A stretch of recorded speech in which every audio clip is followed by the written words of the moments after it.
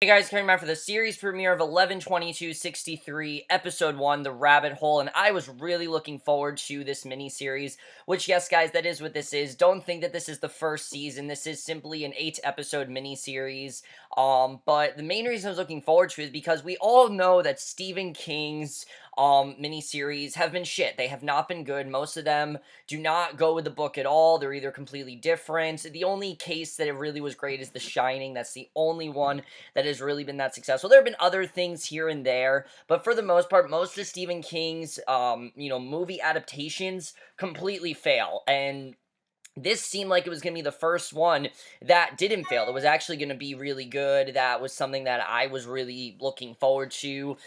Because of the fact that it was on Hulu, they can take risks, and I was definitely really looking forward to it. And I have to say that if the rest of the show is like this first episode, I'm going to love this miniseries. I mean, this was a great first episode. I absolutely love where the show is headed. But let's get into this episode because there's a lot to talk about. Not as much as Vinyl, but there's still a lot to talk about, and this probably is going to be a longer review. It's not going to be 40 minutes, but it still is going to be long. And I love the way this episode starts, because we hear a student from GED, which is a graduate school, basically, and his name is Harry Dunning, and it doesn't seem like a very significant part, but it ends up becoming extremely important. He talks about the day that changed his life on Halloween night, 1916. He doesn't love Halloween anymore because it was the night that his mother, brother, and sister were murdered with a hammer. He says he remembered the blood smelled like pennies, and it was his father that killed everyone, but he says he doesn't like to remember it, but he can't forget it, and we see he's actually reading a paper he did on it, and he says he knows it isn't very long, and we see Professor Jake Epping praise him for telling such a powerful story, and he thanks, well, not Professor, but he thanks him for sharing it, and he says it was good because when they heard they knew him, when they heard it, they knew him, it was honest, and the truths they heard probably made them feel a little uncomfortable. Because of that, it was very powerful, and Jake's got the paper. Harry goes to sit down. Jake gives him an A+, and Harry, you can tell, is mentally challenged in terms of learning. He has some learning disabilities. I don't know exactly what he has, but he clearly does have one, and it's a really touching scene. I really like this, and he says he's never gotten an A+ before, and tells Jake he's going in for a promotion, and asks if he can write a letter to the principal, and he says it's only if he agrees to give him a raise once he's running this place, and he is a janitor right now. He doesn't want to be a janitor. He wants to be a legit teacher, and that's what he wants to do. He doesn't just want to be, he doesn't just want to be a janitor. He wants to be an actual teacher. And Jake agrees he should be. And Jake then heads to a diner in Lisbon, Maine, and gets a burger and meets up with his friend, who is also a waiter there, Al Templeton, who is without a doubt the most important part of this series. We will get into why, of course. And he tells Jake that it's not good for his diet. Jake says to make a diet burger, and Al says it's called a salad. And he looks at a paper from one of Jake's students, and Jake says that they both have a lot to look forward to. And Jake's wife, Christy, then comes into the diner and says she wrote to Helene when she heard about his dad, and she asks if he got to see him before, and he says that he died when he was on the plane to see him, and she offers her condolences. And you see right away that they are getting divorced. Him and his wife, they're signing divorce papers, and basically we see that he says he wishes, she says that she wishes him all the best, and she also asks if he's doing any writing these days, and he says he's not. She says she always loved his writing, and she says she wishes him the best, and he says he wishes her the best too. And then all of a sudden he sees Al, but Al looks way different. He doesn't look very clean. Before he looked very clean cut and just very together, and here he looks like a broken, beaten down old man. I mean, he's coughing really hard. He has really messy hair, basically. I mean, he really looks like he is on the verge of dying. It's very sad, but it was just 2 minutes. It's very strange. I mean, how did this happen? Basically, here's Al coughing really badly, and Al looks much different, asks him if he's alright. He tells him to get out and just go home. He asks what happened to him, and he says he's fine. He says he's not. He looks like shit. Then Al collapses, and he tells him he shouldn't take one of the pills the doctor gave him so he can get some sleep. Al says he doesn't need a nurse, and Jake says 1 minute, okay, then the next, he's not, and 1 minute he's okay, and the next minute he's not. He wonders why he didn't tell him. Al says to leave it alone. He's fine, and then coughs. Jake asks what the fuck is going on, and Al says that it's cancer, and Jake doesn't understand how he got it in 5 minutes. It doesn't really make any sense. And Al says he's tired, tells Jake to close his door on the way out, tells him to come over tomorrow and he'll explain everything. He tells him to go home, and Jake is in class, and this is a very significant scene. You see, he shows his students a movie about shock therapies, and the students are less than interested. Some are on their phones, others are filing nails, and one student, Cody, is laughing at a YouTube video. Jake asks them why the filmmakers chose to document these stories, but the students don't really seem to be listening at all. They're not even really listening to him. And you can tell that Jake really wants them to be interested, but for whatever reason, these students have really no interest in what he's talking about at all. It's a very sad scene. I mean, you see that he really cares about his work. It's just his students could give two less shits about what he's talking about. So as Jake dismisses the class, he asks Cody what he was holding his attention on the screen, and Cody shows him the video of a chicken dancing to "I Love It" by Iconica Pop, which you guys probably know that song.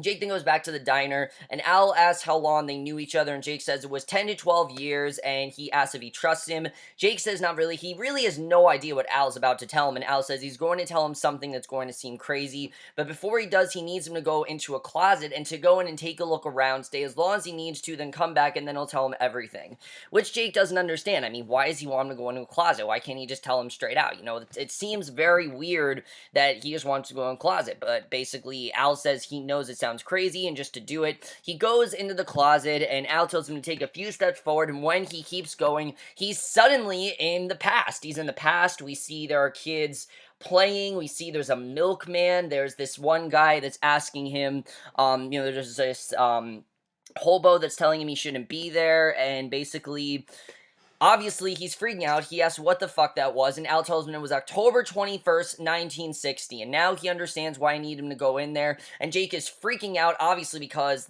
he's never really seen anything like this before, and Al says it's hard to find the right words he knows, but if he goes through there, it's 1960, and Jake asks if it's a time portal, and Al says he calls it a rabbit hole, and he's had it since he had the diner. Jake asks who else knows about it, and he says it's just him, and if he told anyone else, they might just try to stop him, and Jake asks him what he needs him to do, and he says he needs him to do what he couldn't do to prevent the assassination of John F. Kennedy, and that's our plot. Then now we got the plot of the show, and Al asks if he's heard of the butterfly effect, and Jake says he has, and Al says if he thinks if JFK hadn't been killed, then Robert Kennedy would have run for president. He says it's doubtful, and Al says if Robert doesn't run, that means no Saran at the Ambassador Hotel in 1968, and if he saves JFK, he will save his brother, and that's what he means about the butterfly effect, and then tells him that there's still Vietnam. Johnson was the one who escalated everything in Vietnam, and if Kennedy had survived, there's no way that escalation continues, and he says that those boys would live, and Jake says he gets it, but by changing the past and makes it how he thinks it should be, it doesn't really seem logical. I mean, how can you just prevent Vietnam? You know, it doesn't really seem like Johnson was the one that did it all. And basically he's telling him that, look, you're going to be able to prevent Vietnam, you're going to be able to prevent the assassination of Robert Kennedy. It just doesn't really seem legit, and he definitely doesn't think it's possible, and Jake says he gets it. Basically, Al asks if he thinks Vietnam unfolded exactly as it should have, that recent American history was all hunky-dory, and Jake says saving JFK is just a theory, and he doesn't know what it's going to change, and Al says that he saved Kennedy's life, he makes the world a better place. And in many ways that could be true, because if you guys know, a lot of people think of JFK's, murder as the loss of innocence. That's what a lot of people think, that's the day that America was no longer innocent, because then Vietnam struck out, then people started doing drugs. I mean, just think about it. Things were much different after 1963 when JFK was murdered, and I think he really brought that up very, very well, because it's true, because America was in a dire state after that, and Al asks if he wants to do anything that matters, and Jake says he's just saying he doesn't have any proof, and he just doesn't know that what he does in the past is going to change anything there, and Al gives him a knife, tells him to go see, and Jake asks if he wants him to go stab someone. He tells him that there's a tree out there and to go carve something in it. Jake then goes to the closet, walks into it, goes into 1960, he sees the same thing he saw before, including the hobo telling him he shouldn't be here, he carves something into the tree, and then goes back to the present, and then goes outside to see the tree carved, and Al says that next time he goes through, the carving won't be there, and tells him each time he goes through, everything resets, and this is very interesting. We found that it's always 11:58 on October 21st, 1960, he says he saw how everything looks exactly the same, no matter how long he stays, 3 weeks, 3 years, he comes back, and it's only been 2 minutes in the present. So that's very interesting. And he will have, 2 minutes will have passed. And if he wants to change something forever, he can never go back because going back erases what he did before. And it makes sense. I mean, he makes one change, it's going to go back. It definitely makes sense. But it's very interesting. And I like this rule. I think this is a very interesting rule that they introduced here. And basically, he asks who the guy is with the red hat and the yellow card, because obviously this guy is creeping him out. I mean, he keeps saying you shouldn't be here. He doesn't know why he's there. Alice says that he's just some bum and to not worry about him, and basically, he says it's not important. What's important is that they have a chance to change people's lives. He says he saw him sitting there with Christy, and he knew that he could do this, and that's the last time he went through. Stayed about 2 years, and Jake says it doesn't make sense since it was only 2 minutes, and Al says the way the world is now doesn't make any sense, and he says to just think about it, and Jake then goes to the graduation ceremony for graduates of the GED program. Jake sees Harry, gets called, and cheers for him, and he talks to Alice, who is this girl that, who is this woman that clearly has been working there for a very long time, and she's grown kind of bitter. She doesn't really like what she does. She's tired of going to these things, and tells Alice that, he tries to tell Alice that he's a great writer, and she says she'll look for his work in the New Yorker, and he asks if she got his recommendations, and she's also the principal of the school, and basically, Alice doesn't think that he's capable of doing such a thing, that, he's just impaired, and that they shouldn't, think of him as a possible candidate because he's just learning impaired. And Jake goes to Al, asks him to tell him more, and it's a really sad scene. I mean, especially with Alice, it's very sad. So Jake goes back to Al, asks him to tell him more. He brings him into his study, which is covered in old articles and any kind of paraphernalia from the 60s. I mean, newspaper articles, like sports things, you name it. It's all gathered, it's all covered in like 60s stuff. And Al asks who he thinks killed Kenny, and Jake says the people seem to think that it was Lee Harvey Oswald, and explains the theory surrounding it, which of course, we've all heard that theory before, but Al says it seems to make sense, but everyone that wrote about Oswald and studied him after the assassination, he says he saw him before he came home from Russia in 1962. We see Al ask Oswald what he's starting, and Oswald says it's nothing, tells him to mind his own, and Jake asks why he didn't just shoot him right there, and Al says he doesn't know if Oswald is the man that did it or not, and he's going to shoot him, and he's not going to shoot him because of a maybe. He needs to know for sure that this is the man that did it, and he says there are hundreds of questions that haven't been answered concerning Oswald in that day, and then shows him a magazine that is the biggest question not answered for right now, and it basically surrounds General Walker, who ran for Texas governor, and in 1963, 6 months before Kennedy was shot, there was an assassination attempt on the man from the same exact gun that killed Kennedy, and Jake asks if he went back and see Oswald shoot at Walker, and Al says that's what he wants him to do. He says he wants to make it to April 10th, 1963, and if Oswald fires a gun alone, he has got to take him out, and Jake asks what they're talking about here, and asks if he goes through the rabbit hole in 1960, he wants him to hang out for 3 years. Al reminds him will only be 2 minutes there, and Jake asks what he's gonna do there and how he's gonna live, and Al says that he's glad he asked. He shows him his new identity. He's created Jake Amberson, and it's, well, James Amberson, but he, of course, is going by Jake, and it's filled with everything he needs to hold a job and blend in, like, say, social security numbers, credit cards. He's really got him all sorted out, and Jake asks when he did this. Al says it was when he got diagnosed in 1962, and he made all this when he was back there. And then he shows him the most important thing, sports stats, baseball and boxing money, and Jake asks if that's how he spent all his time there gambling. He says that, and there was a butcher he liked on Main Street, and that's how he kept his prices so low in the diner burgers from 1960, and he realizes that he's been eating burgers from 1960. So Jake says he doesn't know who he thinks he is, but he doesn't think he's the right guy for this, and Al tells him that's all about all he knows, and he will figure out the rest when he gets there. Al tells him to go with him to the diner so he can get 2 minutes to a better world, and Jake says he needs to think about all of this, because obviously this is a lot for him to process, and Al asks what there is to think about, and Jake agrees to it. Al says this is a waste of fucking time, his car needs an oil change, or gotta give a big test, or take a nap, avoid anything to avoid doing something real in his life. He really feels that this is Jake's chance to do something significant, because Jake really hasn't, and Jake says this is fucking crazy, and Al says he hopes once he'll stop talking about it and do something about it. Jake says just because he wastes his life on this doesn't mean he has to. Al says he's a little shit, tells him to get the fuck out of his house, and Jake leaves and tries to sleep, but he suddenly gets up in the middle of the night, goes to Al's, but Al is not there. Jake tells him that he couldn't sleep, and he goes upstairs, sees that Al has died. We see Al is dead. We don't really know how, but he's dead, and Jake takes the knife and briefcase that Al made for him, tells Al we'll see him in 2 minutes, goes in the diner, and heads in the closet into 1960, and basically goes on this mission. Here he is. He's going on the mission into 1960, which is where the rest of the episode, and I believe the show, is going to take place. So he again sees the man who says he shouldn't be there, and he tells him he's there. He walks around 1960, heads to a barber since Al told him to blend in and get his haircut and shave his face. Now, I can understand if there are people who are saying we're getting too much exposition here, but you have to remember, Jake is only going in with the knowledge that Al told him. So anything that Al told him, he's going to use to his advantage in this world. It just makes sense. And he tells the barber that he was adopted, and he also remembers Al telling him to wear a suit and hat, so he does just that, then goes to a diner, remembers Al telling him the food and everything tastes better, and he tells the waitress the best pie he ever had, and it's insanely good, and tells him it's only 60 cents. He gives her a tip, and then realizes that he's talking to Alice as a teenager. Yes, the principal of the school he teaches at is Alice, and he asks if she goes to South Lipton High, and she says she just graduated after the summer, she's moving to Bangor and then New York, and her mother doesn't know yet, and he tells her try to stay sweet, then leaves because it's a side where he hasn't seen before. She was very bitter, and he can see that she was really happy here. And I'm wondering if further down the road, he's going to try to change Alice's life for the better, because he knows that she's so bitter right now.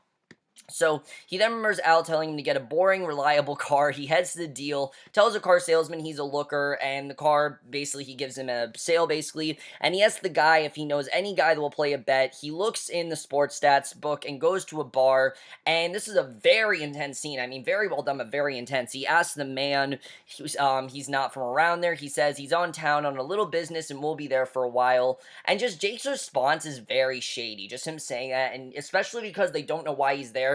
They have to wonder, what is the real reason he's there? Because the way he's saying it is just very shady. I'm on business, I'll be here for a while. I mean, it just sounds really shady. And basically, the man asks what he's looking to make a bet on. He says the fight of the week, 3-1 odds, and tells him to name the round. He says that Joffrey, one of the fighters, will knock him out in the 6th round, and agrees to 35-1. And of course, he knows he's going to be right because he looked at the sports stats. And Sam talks to a gambler named Little Eddie. Jake says he will gamble on 100. Little Eddie says he will cover that bet and tells him he can buy him a drink, and they listen together. They listen to radio, and obviously Jake wins, and everyone is shocked that he's won 35-1. They don't understand it. He's saying that it's just luck, but they don't really get what's going on there, and it's clear they're very suspicious of him. And I feel a big part of the show is going to be how everyone else perceives Jake, because it's clear that Jake is he's acting very shady, and it makes sense why, obviously, because he doesn't really know what to do. He has to try to be as secretive as possible. So Jake then goes to a hotel and finds room 8, and he's trying not to panic. He's telling himself that he's just being paranoid, that the guys win lose every day. But then he sees that the guys have come to look for him, and he uses his iPhone to distract the man, knocks him out, then gets in his car, but another man is following him. And this guy we see throughout the episode, he stares at him. There's this guy that's like in this hat and this coat. He kind of looks like Indiana Jones, and he's following him. We don't know who he is right now, but he definitely, I think, is going to be of significance to the story at some point. I just don't know when. So he finally gets away, goes to take a look, goes to a lake, he takes out his phone, looks at pictures of him and Christy, throws his phone into the lake, closing the life he's made in the present, and pretty much ready to move forward. I kind of feel like that's what it was. This is him saying, you know what, this is what I've done in the present, now I need to move forward in the past because I can never leave, and I think he realizes that he can't ever leave, really. So he then goes to get gas and eats some corn on the cob, and he sees an an ad campaign to vote Nixon for president, and laughs a slogan that says they can't lick our dick, and obviously he finds it pretty funny. Some kids see him and he waves to them and then stops at a restroom, but realizes it's for blacks only, which yes, that was a thing at the time. And he looks in the book that Al gave him and finds a Texas school book depository, and then bumps into some Catholic schoolgirls. He then meets Sadie Clayton, and this girl is very important. I believe that she's going to become his love interest. She's not now, but she's going to, and she tells him that he's clearly outnumbered, and he says that's why he had to stand his ground. She asks if he has something against Catholics. She forgets her bag, and he gives it to her. She says she forgets everything when she's reading, and he says he's the same, and tells her one time he was sitting on the bus reading of Mice and Men and missed every stop. She says to admit he cried, and he says he did like a baby. She says last month she was reading a Chandler novel, and she lost her other handbag. She thanks him. She sees he's reading. He sees she's reading From Here to Eternity, and asks if she likes the book or the movie better. And she says the book's always better. Everybody knows that. I don't know if they were trying to make fun of the fact that this is based on a book, but I kind of feel like that was kind of clever the way they did that. So He asks about the Manchurian Candidate, but then he realizes that it's not yet a movie. It hasn't been made into one yet, and they introduce each other. She says that her husband would kill her if she lost another handbag. She gets in the car to meet her husband, and I definitely feel that these two are going to get close. I mean, I think that she's going to be a love interest for him, just the way this is going. It seems that way. And Jake then goes to the boarding house, and the woman Boland gives him rules, gives him a tour of the house, and she introduces him to her son Henry, who he's glad to see is doing his homework, especially because, of course, his students probably don't. And she asks how he found them, and he says it was Al, but then realizes because Al went back to the present, they don't remember him, obviously, because, again, when you go to the present, the life you made in the past is completely erased, and obviously you don't remember it. So she asks what brings him to Dallas. He says he's been doing research for a book he's writing, and he says the house is perfect. She tells him supper's at 6. He sits down and looks at all the files that Al had and remembers Al telling him that he needs to be prepared for what's to come, and that he's going to feel apart from other people, and that doesn't go away, but tread lightly and don't get too close to anyone because that never ends well.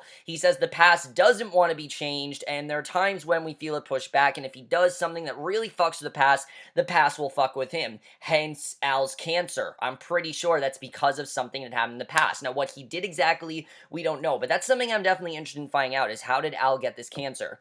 So he goes to the telephone booth and asks for the number of Christopher Epping, and we realize that, of course, this is his father that he's trying to talk to, but there's very bad distortion. He can't understand what his father is saying, and he then sees a car crash right into the telephone booth. He runs to see the damage. The car is facing upwards. He sees a girl badly hurt, almost on the verge of dying. But then she opens her eyes and says he shouldn't be here. And we see this from several people in the episode. You know, they keep saying you shouldn't be here. You shouldn't be here. It's very weird.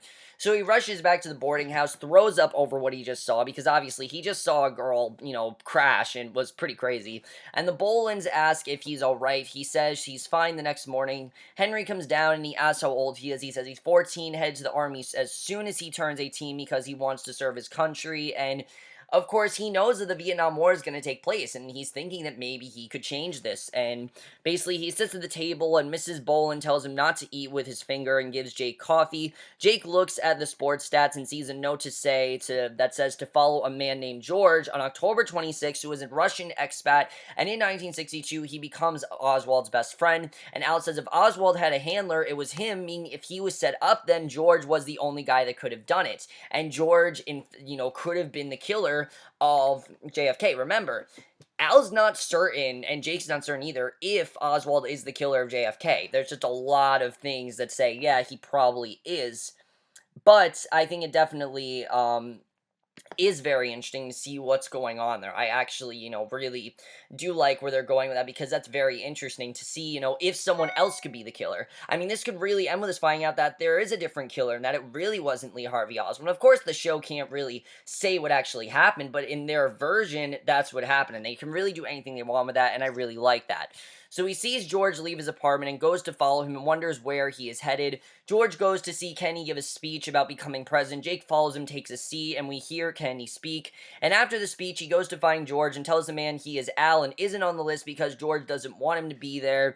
And he will be very upset if he doesn't make this appointment. He's let in, and a woman puts a pin on him. He asks if she likes working the campaign. She says she thinks that Kenny is the one person who's truly going to make a difference. They then spot Jackie Kennedy in the crowd, and a man comes up to Jake and says he shouldn't be there again. He says he's just waiting for George. The man says to come with him. Jake runs away. The man chases after him. He finds the same man that stared at him in the car chase. Again, very strange. Who is this man? We don't know. There, he finds a dark room where the lights flicker and bugs are crawling everywhere. He's then knocked out by the man, and the men wake him up. They find his profile. He says he just came to see Kenny, and the man says he scammed his way into the Senator VIP's room, which obviously is illegal, and there are people out there who don't like Kenny, and he says he loves the guy. They wonder why he ran away and created a fake ID. They ask him why he's there, and Jake asks if he's still there, and I love this scene. He says Jack is on the right track. He says he came out there to shake the man's hand. He thinks he came out there to basically shake the man's hand. He just thinks that he's the best the country has to offer, and he just wanted to tell him face to face that he's a believer. They tell him if he does this again, they will bring him up on charges. He tells the man to just tell Kenny he's his #1 fan, and he remembers, and that was a very funny scene. Obviously, he's trying to protect his cover, so very funny stuff there. He remembers Al telling him about George and makes him remember to go to El Conico, and it's this restaurant, but the problem is that Al doesn't know what George was saying, because the last time that he was there, he ended up on fire. He ended up on fire, he had to go to the hospital, which I think was maybe a result of his cancer. I'm not really sure. So the receptionist says that there's no tables available, but like Al told him, he has cash on him and he lets him get a seat. He says to get one right next to George, and basically from there, he can't really help him because he, like I said, caught on fire. So Jake has to do the rest of his work on his own, and basically we see Jake is able to put out the fire with his code, and this is the point where Al can't help him. He takes the seat at the table, asks the waitress to bring him a margarita. He sees George speaking with two other men, but he can't tell what they're saying. The woman brings him his drink, asks for food, but he tells her he's not hungry. He tries to listen to their conversation, but the blender starts going off and luckily stops. Jake hears them talk about Oswald. He remembers Al, he remembers Al telling him no one knows when George met with the CIA, but they recruit him. What they don't know is if George confronted Oswald to kill Kennedy, because he could have done that. And he runs upstairs to follow the men, but sees a couple having sex, and he realizes that that was the CIA that George was talking to, and he's freaking out, obviously, because it was the CIA, and he sees the boarding house has caught fire, runs in to see what's happened. Henry appears, has died, and his documents are gone, so he really doesn't know what to do. He finds his briefcase is pretty much destroyed and impossible to read since the pages are fading, and the firefighter tells him he shouldn't be there. Jake says he shouldn't be, and he can't do this. He says he's going back to Maine. He looks in a map for Maine, goes on his way, but then he remembers Harry's story and asks for directions to Holden, and the boy asks why he wants to go there, and he says he might be able to do one thing, and that is to save Harry's family from being killed. He sees the younger Henry and his sister, he sees the younger Harry and his sister Ellen playing together, and his mother Doris tells Ellen to turn down the drama because the neighbors will think someone is dying. Their father Frank comes up right away. Frank is very shady. He acts like he's this, really enthusiastic, but it's clear that he is hiding something, and asks if they want ice cream, tells Doris she looks beautiful, tells Harry to come along. Jake watches as they leave, and that's how the episode ends. So overall, guys, a really great first episode, I have to say. I mean,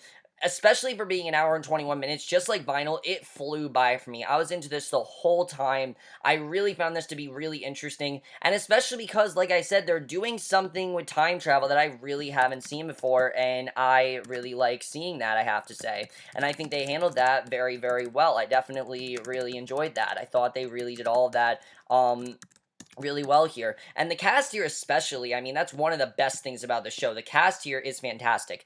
Obviously, the standout here is James Franco, but I really feel this is a side of James Franco we haven't necessarily seen him play before. I mean, we've seen him play comedy and dramatic and things like that, but this is the chance where he gets to play this one, this character of Jake Epping. I really feel that he's got this character down perfectly. I love his character. He's doing a great job here. I really think that he was perfectly casted, and I really love seeing James Franco do serious work, because he's been doing comedies and they've been doing well for him, but I'm glad that he's doing something really serious and not just another movie with Seth Rogen. I think it's really good that he's doing this, and I really think that he's going to do a great job here. Chris Cooper, I like seeing as well, but like I said, I'm really interested in seeing how Al got this cancer.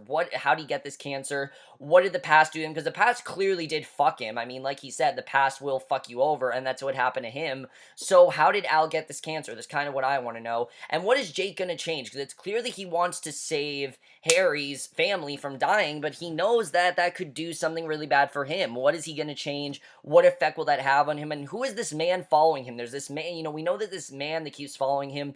What's going to happen there? Sherry Jones, we did not meet yet, but Sarah Gaten, I really like as Sadie. It's clear that these two are going to get together, and she's not going to be married, I'm pretty sure, because on here it says Sadie Dunhill, but her name in, the show right now is Sadie Clayton, so I'm pretty sure that she's going to get divorced or something. We'll have to see what happens there. It's going to be very interesting. And then the yellow card man, he seems like he's going to play a really big role here because, like I said, he keeps seeing him. We don't know why he keeps seeing him. He just does. And for whatever reason, he just keeps seeing this yellow card man. So we don't know what's going to happen there.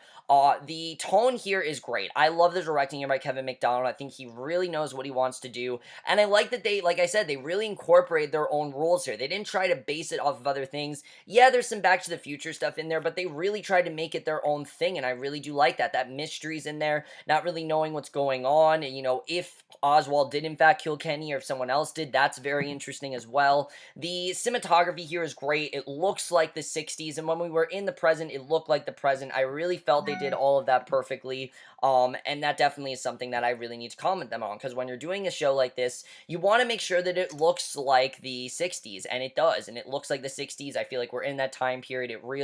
I think this is the perfect time for the show to come out. I love the intro of the show as well. Awesome intro, very mysterious, really do love it. Very much reminds me of like the Jessica Jones intro, just from the music, and also kind of like I heard people say the Wayward Pines intro. I could definitely see that as well. And I really feel, guys, this is going to be the first thing for Stephen King that really is successful, because it's on Hulu. They can do whatever the hell they want. They can show nudity, they can show sex, they can show violence. I mean, they really can go over the top if they want to, and they don't have to censor anything. That's been the problem with Stephen King's things. You know, he's been putting them on things like ABC, where you have certain censors and certain guidelines that you just need to follow. Here, there's really nothing he needs to follow. He can do what he wants, and I really like that, and I'm looking forward to seeing if this really does work. But overall, guys, I love this first episode. The only thing that sucks is that we're getting one episode a week, and that's really annoying. I wish they just released all 8 episodes at once, because I'd be perfectly fine with that. I could binge it quickly. But unfortunately, I gotta wait till next week for the second episode, but I can't wait for the second episode. I know it's gonna be really great. I know what you guys saw this first episode. I really did love it, and I will see you guys in my next video, which will be for tonight's episode of The X-Files, and I will see you guys for that. Okay, bye.